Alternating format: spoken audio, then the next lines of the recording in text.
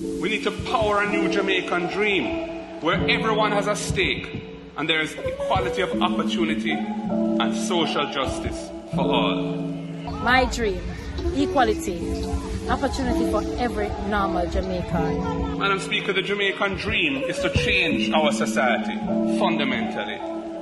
It will create conditions where everyone can achieve a reasonable quality of life, where everyone, not just a few, can truly say Jamaica nice. Good quality education, good water system. We are going through a crisis now where we hardly can get water, and we really like to see that system be upgraded. Imagine a Jamaica where the system makes every possible effort to ensure that each Jamaican has a fair chance to access the opportunities of a good life. That is the Jamaican dream. That's my dream, just for a better Jamaica.